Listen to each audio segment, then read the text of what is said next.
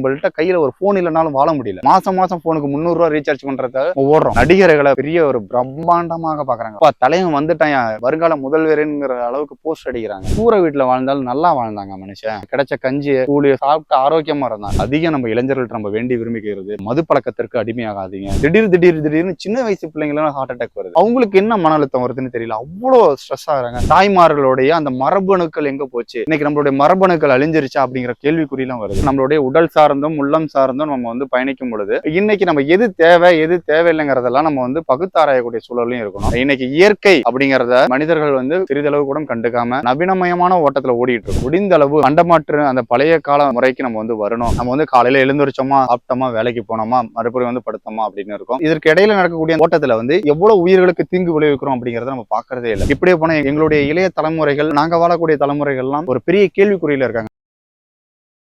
Citizen நேயர்களுக்கு வணக்கம், மகிழ்ச்சி. தொடர்ந்து நீங்கள் சிட்டிசன் சேனலை ஃபாலோ பண்ணுங்க. ஏன்னா நம்ம தொடர்ந்து நிறைய தகவல்களை உங்களுடைய நலன் சார்ந்து கொடுக்க தயாராக இருக்கும். ஸோ அந்த ஒரு விஷயத்துல இன்னைக்கு நம்மளுடைய வாழ்வியல் சார்ந்து நிறைய விஷயங்களை ஷேர் பண்ண போகிறோம். அந்த இடத்துல நான் மறுபடியும் சிட்டிசன் சேனல் வழியாக உங்களை சந்திக்கிறதுல ரொம்ப மகிழ்ச்சி. இப்போ நம்ம பார்த்தீங்கன்னா மனுஷங்க நம்ம அப்படிங்கிற இடத்துல பிறப்பு முதல் இறப்பு வரை பல்வேறு கட்ட பரிணாமங்களை நம்ம அடைஞ்சிக்கிட்டு இருக்கோம். அப்படிங்கிறதுல நம்மளுடைய உடல் சார்ந்தும் உள்ளம் சார்ந்தும் நம்ம பயணிக்கும் பொழுது இன்னைக்கு நம்ம எது தேவை எது தேவையில்லைங்கிறதெல்லாம் நம்ம பகுத்தாராயக்கூடிய சூழலையும் இருக்கணும். அப்படிங்கிற இடத்துல தான் நம்ம இப்போ பேச போறோம். ஏன்னா இன்னைக்கு இயற்கை அப்படிங்கிறத மனிதர்கள் சிறிதளவு கூட கண்டுக்காம ஒரு நவீனமயமான ஓட்டத்துல ஓடிட்டு இருக்கோம். அதையெல்லாம் தாண்டி நம்ம இந்த இயற்கையும் கொஞ்சம் இளைப்பாற, நம்ம இந்த இயற்கையோடு இளைப்பாறணும், அந்த இயற்கையில இந்த மனம் ஒன்றி இன்னும் மூறணும். எப்படி நம்ம நம்மளுடைய உள்ளம் இந்த உடலும் உள்ளமும் எப்படி நம்ம ஒன்றிணைந்து இருக்கோ அந்த மாதிரி இயற்கையோடு இந்த உள்ளமானது முழுவதும் ஊறினால் எப்படி இருக்கும் அப்படிங்கிறத பார்க்கணும். அப்படிங்கிறதுக்காக தான் அந்த இயற்கையை நம்ம தொடர்ந்து நேசிச்சுக்கிட்டு இயற்கைக்கான பயணங்களையும் எடுத்துக்கிட்டு இருக்கோம். ஸோ ரொம்ப சந்தோஷமா இருக்கு. ஏன் இயற்கையை மறுபடியும் நம்ம சொல்றோம்னா, இயற்கையை நம்ம கைவிட்டுட்டு இருக்கோம். ஸோ மனிதர்களாகிய நாம் அன்றாடம் பயன்படுத்தக்கூடிய சின்ன சின்ன பொருள்ல இருந்து நம்ம இயற்கையை அழிக்கக்கூடிய நிகழ்வா இருக்கு. ஸோ அதெல்லாம் மாற்றி முடிந்த அளவு பண்டமாற்று அந்த பழைய கால முறைக்கு நம்ம வரணும் அப்படிங்கிறத என்னுடைய நோக்கமா இருக்கு. ஸோ நம்மளை நம்பி இருக்கக்கூடிய பல்லுயிர்கள் எல்லாம் இன்னைக்கு அவதிப்படுது, உயிர் வாழ்வதற்கு அவதிப்படுது. ஆனா நம்ம பாருங்க, நம்ம காலையில எழுந்திரிச்சோமா, சாப்பிட்டோமா, வேலைக்கு போனோமா, மறுபடியும் படுத்தோமா அப்படின்னு இருக்கும். ஸோ இதற்கு இடையில நடக்கக்கூடிய அந்த 24 மணி நேர ஓட்டத்துல எதை எதை நம்ம அழிக்கிறோம், எவ்வளவு உயிர்களுக்கு தீங்கு விளைவிக்கிறோம் அப்படிங்கிறத நம்ம பார்க்கறதே இல்லை. ஸோ நம்மளையும் கெடுத்துக்கிறோம், இந்த சுற்றுப்புறத்தையும் கெடுக்கிறோம். அப்படிங்கிற இடத்துல இன்னைக்கு பல உயிரினங்கள் சிரமப்படுது. இன்னைக்கு ஒரு நல்ல ரம்மியமா இருக்கக்கூடிய அந்த இடங்கள்லாம் பார்க்கும்போது இன்னமும் அந்த பழைய அந்த உயிரினங்கள்லாம் உயிர் வாழ்வதற்கான சூழலை பார்க்க முடியுது. ஸோ அதை நம்ம எல்லா இடங்கள்லையுமே நம்ம பார்க்கணும்னு ஆசைப்படுறேன் நான். நம்ம ஏன் நம்மளுடைய இயற்கையை அழிக்கணும்? இன்னைக்கு காற்று மாசுபடுதுங்கிறோம், ஒளி மாசுபடுதுங்கிறோம், பத்தாததுக்கு இன்னைக்கு நிலம் மாசுபடல், நீர் மாசுபடு அப்படிங்கிறத பத்தி நம்ம பேசுறோம். அதுக்கெல்லாம் காரணமா இருக்கக்கூடிய நம்மளுடைய சிறு தவறுகள் தான். ஸோ நம்ம பயன்படுத்தக்கூடிய அன்றாட வாழ்க்கை முறை கொஞ்சம் நம்ம மாற்றி இயற்கையோடு எப்படி இயற்கை பாதுகாக்கலாம்னு நினைச்சோம்னா இன்னும் கொஞ்சம் நல்லா இருக்கும். அப்புறம் பார்த்தீங்கன்னா இன்னைக்கு மனிதனுடைய உடலுடைய ஆரோக்கியங்கிறது ரொம்பவும் மாறிடுச்சு. ஏன்னா நம்ம நஞ்சில்லா உணவுங்கிறத போய் இன்னைக்கு மருந்து உணவு அந்த காலத்தெல்லாம் தாண்டி இன்னைக்கு உணவுக்கு மருந்து தான் அப்படிங்கிற இடத்துக்கு வந்துட்டோம். ஸோ நம்ம தினம் காலையில எழுந்திரிச்சா இந்த மாத்திரை சாப்பிடணும், மதியம் இரவு அப்படிங்கிறத ஒவ்வொரு வேலையும் மாத்திரையில உயிர் வாழக்கூடிய சூழலை உருவாக்கி வச்சிருக்கோம். இப்படியே போனா எங்களுடைய இளைய தலைமுறைகள், இப்போ நாங்க வாழக்கூடிய தலைமுறைகள்லாம் ஒரு பெரிய கேள்விக்குறியில இருக்காங்க. இன்னைக்கு ஒரு பக்கம் பணத்தை நோக்கி நம்ம ஓடுறோம், அடுத்து நிம்மதி இல்லாமலையும் ஓடுறோம், அடுத்து உடலை பாதுகாக்கிறதுக்காகவும் நாங்கள் ரொம்ப கஷ்டப்பட வேண்டியதா இருக்கு. ஸோ இந்த ஒரு சூழல்லாம் நம்ம பார்க்கும் பொழுது மனித இனமே அழிஞ்சிருமாட்டுக்கு அப்படிதான் இருக்கு. மனித இனத்தை பத்தி நம்ம அவ்வளோ அலட்சியமா நம்ம கொண்டு போயிட்டு இருக்காங்க. ஸோ இன்னைக்கு மருத்துவமனைகள் கூடிட்டு இருக்கு, எல்லாமே நீங்க பாக்குறீங்க, எல்லாமே வேகமா வளருது. வேகமா வளர்றதுனால என்ன எவ்வளவு கஷ்டத்தை நம்ம பாக்குறோம் பாருங்க. நீங்களாம் எங்களுக்கு வழிகாட்டக்கூடிய முன்னோர்கள். ஆனா இன்னைக்கு நாங்க வழி தவறி போயிட்டு இருக்கோம். வழி தவறி போறக்கூடிய எங்களுக்கெல்லாம் ஒரு நல்வழி காட்டி, ஒரு நல்ல ஒரு இயற்கையை, நல்ல ஒரு சூழலை கொடுத்து, நல்ல ஒரு ஆரோக்கியத்தை கொடுத்து, இன்னைக்கு ஒரு சிசு உருவானா கூட இன்னைக்கு அதுக்கு மருந்து இருந்தாதான் அந்த சிசுவை 10 மாதம் ஒரு உருவத்தை கொண்டு ஒரு உயிரா பெத்தெடுக்கக்கூடிய சூழலுக்கு ஒரு கர்ப்பிணி தாய்மார் இருக்காங்க. அப்போ அவங்களுக்கு இன்னைக்கு பாருங்க, மருத்துவமனைக்கு போனா ரத்தம் இல்லைங்கிறாங்க. அப்ப ரத்தச்சத்து எங்க போச்சு? இயற்கையா சுகப்பிரசவமும் 10-15 குழந்தைகள் பெற்ற நம்மளுடைய தாய்மார்களுடைய அந்த மரபணுக்கள் எங்க போச்சு? இன்னைக்கு நம்மளுடைய மரபணுக்கள் அழிஞ்சிருச்சா அப்படிங்கிற கேள்விக்குறியெல்லாம் வருது. இன்னைக்கு டெஸ்ட் பேபி வந்துட்டாங்க. இது எல்லாமே பாருங்களேன், எல்லாமே இயற்கையுடைய தாக்குதல் தான். இயற்கையை நம்ம வந்து அழிக்கிறோம். அந்த இயற்கை நம்மளுக்கு திருப்பி எப்படிப்பட்ட ஒரு பெரிய ஒரு தாக்கத்தை கொடுத்துருக்குன்னு பாருங்களேன். ரொம்ப வருத்தமா இருக்கு. நம்மளுடைய வாழ்க்கை முறை மனித இனம் அழிய போகுது அப்படிங்கிறது மட்டும் வந்து எல்லாருக்குமே தெரியும். இன்னைக்கு வந்து பல பில்லியனரி நீங்க வந்து சம்பாரிச்சாலுமே கூட நம்ம இழந்ததெல்லாம் திருப்பி நம்மளால கொண்டு வரவே முடியாது. நம்மளுடைய மரபணுக்களும் மாற்றப்பட்டுக்கிட்டு இருக்கு. ரொம்ப அதிநவீனமான மருத்துவத்தை தேடி ஓடுறோம் உயிரை காப்பாத்துறதுக்காக. பல கோடி ரூபாய் செலவு பண்ணாலும் பரவாயில்லன்ட்டு உயிரை காப்பாற்றணும்ட்டு நினைக்கக்கூடிய ஒரு வாழ்க்கை முறையை வாழ்ந்துட்டு இருக்கோம். இயற்கையாகவே நம்ம உடம்புல இருந்த நோய் எதிர்ப்பு திறனை நம்ம அழிச்சிட்டோம். ஸோ அதனால நம்ம என்ன எதிர்பார்க்க வேண்டியதுன்னா, இன்னைக்கு வந்து நல்ல உணவு, அதை நம்ம ரொம்ப எதிர்பார்க்குறோம். நல்ல சுற்றுச்சூழல், நல்ல சுற்றுச்சூழல் நம்மளுக்கு வேணும். இதையெல்லாம் நம்ம பார்க்கும் பொழுது நிச்சயமா மீண்டும் வர்றதுக்கான ஒரு சூழல் ஏதாவது ஒரு இடத்துல இருக்கும்.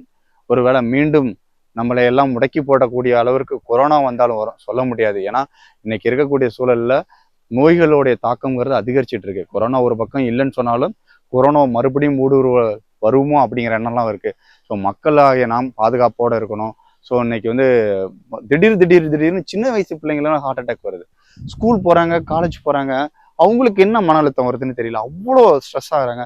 அப்போ அவங்களுடைய மனம் எவ்வளோ பலவீனமா ஆகுதுன்னு பாருங்களேன். அதிர்ச்சி ஆனா உடனே ஹார்ட் அட்டாக். தாங்க முடியலை இன்னைக்கு இருக்கக்கூடிய இந்த உயிரிழப்புகள். ஏன்னா நம்ம சின்னதாக எல்லாருமே உயிரை வந்து நேசிக்கக்கூடியவங்க தான். உயிரற்ற ஒரு ஊர்ல நம்ம வந்து நம்ம வந்து ஒரு பிணமா ஒரு சடலமா பார்க்கக்கூடிய சூழல்ல நம்ம நல்லா இருக்கிற வரைக்கும் இந்த சமுதாயத்துல வந்து எதையோ நம்ம வந்து பார்க்கிறோம், அனுபவிக்கிறோம்.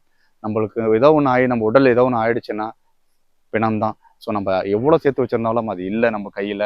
ஸோ நம்ம ஆரோக்கியத்தை முதல்ல தேடுவோம், ஆரோக்கியமான வாழ்க்கையை வாழ்வோம், இயற்கையோடு வாழ்வோம். முடிஞ்ச அளவு நம்ம வந்து அதிகம் நம்ம இளைஞர்கள்ட்ட நம்ம வேண்டி விரும்பிக்கிறது, மது பழக்கத்திற்கு அடிமையாகாதீங்க.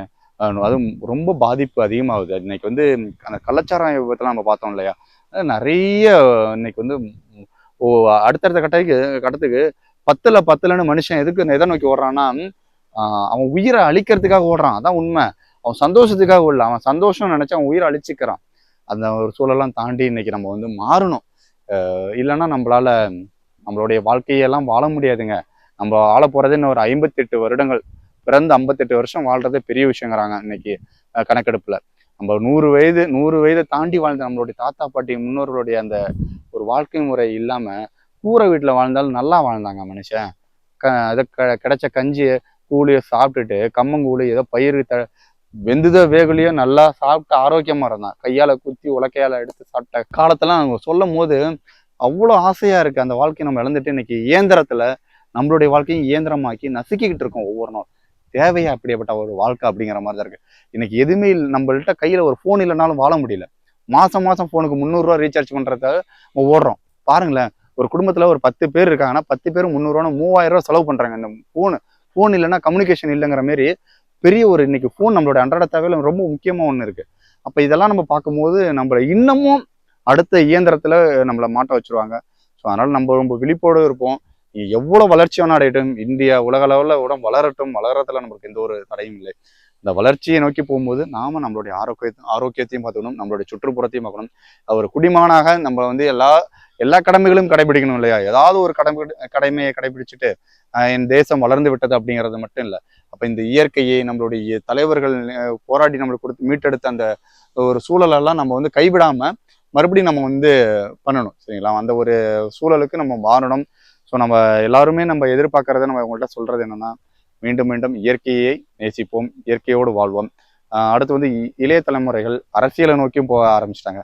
இன்னைக்கு வந்து நடிகர்களை பெரிய ஒரு பிரம்மாண்டமாக பார்க்குறாங்க. ரொம்ப தலைவன் வந்துட்டான், வருங்கால முதல்வருங்கிற அளவுக்கு போஸ்ட் அடிக்கிறாங்க. உண்மையான தலைவர்களை தேடுங்க. உங்களுக்குள்ள உண்மையான தலைவர் ஒருத்தர் இருப்பார். ஸோ அந்த தலைவரை தேர்ந்தெடுங்க. இவர் தான் வரணும் அப்படிங்கிற இடத்துக்கு ஒரு நல்ல ஆட்சியை கொடுக்குற, மீண்டும் காமராஜர் ஆட்சியை வேணும் அப்படின்னு நம்மளாம் எதிர்பார்க்குறோம் இல்லையா? அந்த மாதிரி ஆட்சியை கொடுக்கக்கூடிய தலைவர்களை நீங்க வந்து தேர்ந்தெடுங்க. தலைவரா ஒருத்தன் அங்கிருந்து வரான்ல, அவனை நீங்க பார்க்காதீங்க. அவன் எதற்காக வரான், அவனோட சுயநலம் என்ன, அவனுக்கான அந்த சிந்தனையெல்லாம் யோசிச்சு பாருங்க. ஏன்னா எல்லாத்தையும் இன்னைக்கு வந்து ஆட்டி படைக்கிறது அரசியல் தான். இப்ப இளைஞர்களாகிய நாம் ஒரு பிம்பத்துல வந்து ஒரு ஒரு அதாவது நடிகனை பார்த்து நம்ம வந்து இவன் தான் நம்ம தலைவன் முடிவு பண்ணவே கூடாது. நம்மளுக்கான தலைவன் யாரு, இந்த மக்களை நேசிக்கக்கூடியவன் யாரு, அவனுக்காக மட்டுமே ஓடுங்க. அப்ப அந்த ஒரு சூழல்ல மட்டும்தான் நம்ம வந்து நம்ம எல்லாத்தையுமே மீட்டெடுக்க முடியும். ஒரு நல்ல ஆட்சி வரும்போது நம்ம எல்லாத்தையும் மீட்டெடுப்போம். எல்லோரும் போல நாமும் காத்திருப்போம். மாற்றம் உண்டு, நிலையானது. மாறும் உலகில் நிச்சயமாக மீண்டும் மாறும். நாம் நினைப்பது நடக்கும். இளைஞர்களே, நிச்சயமாக நாம் நினைத்தால் எதையும் சாதிக்க முடியும். மாற்றத்தை நோக்கிய பயணங்களில் தொடர்ந்து பயணிப்போம். சிட்டிசன் சேனலோட நன்றி.